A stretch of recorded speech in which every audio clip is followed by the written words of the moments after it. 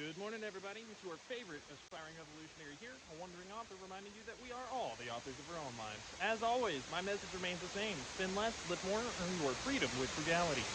Today we are at Sogodahi Falls, I think that's how you pronounce it, here in Bankhead Forest. As you can tell, it's quite a beautiful area. And I would like to back up a little bit in our story of Rome's wealth and power to add a little more context to the situation where the first triumvirate rises, right? So, at this point in time, Pompey has become the most successful general in history, in Roman history. He actually, according to Plutarch, more than doubled the state's tax revenues from 50 million denarii to 85 million denarii. Well, added 85 million to it to create like 135 million.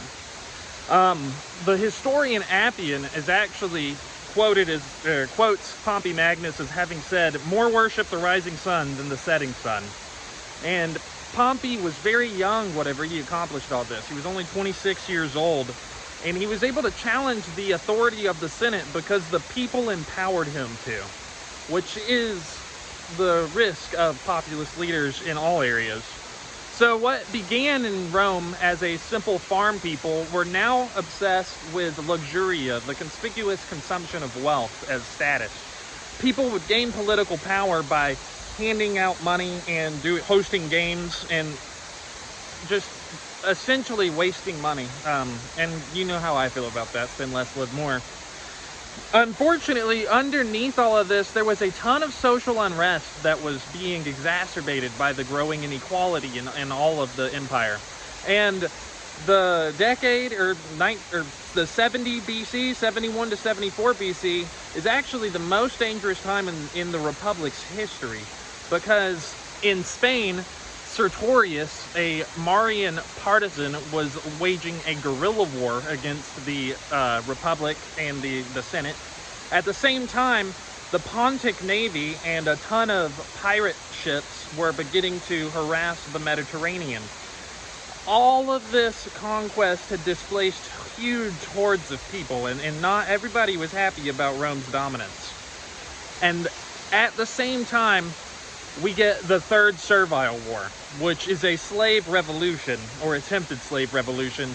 And that's where we know the name Spartacus from. So, by now, up to half of Italian population, everyone in the actual Italian peninsula, was a slave, right?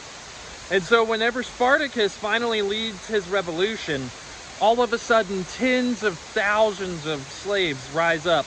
And they begin to band together with the pirates that Mithradates is funding over in Asia Minor, as well as Sertorius over in Spain. Essentially, the entire Republic, all of their territories are rising up all at once, because the common people were not happy with the wealth and decadence displayed by the Roman elite.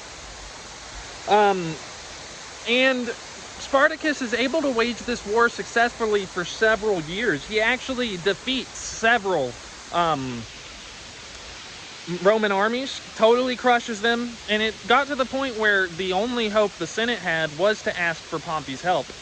They were reluctant to ask for his help, though, because they were worried that they were going to get another Marius, some popular general who was going to essentially take over and disempower the Senate.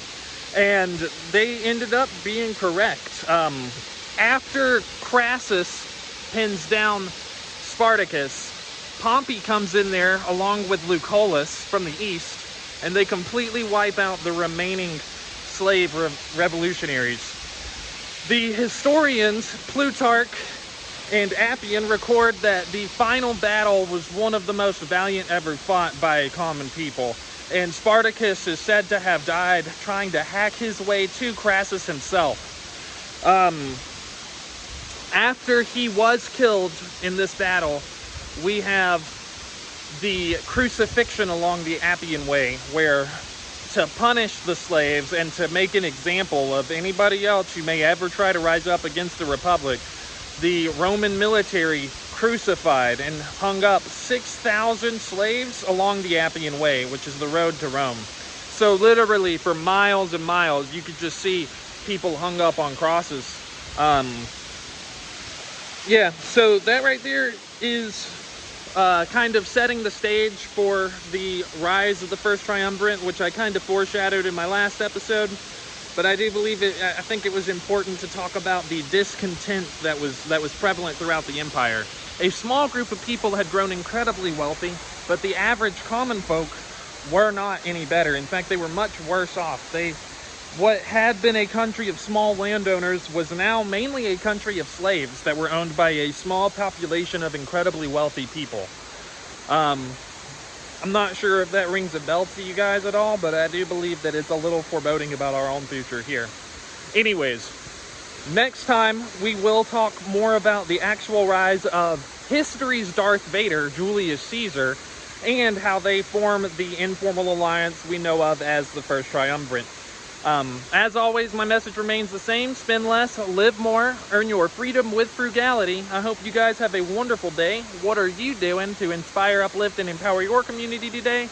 Because this world isn't changing unless we all do our part. Y'all have a good day now.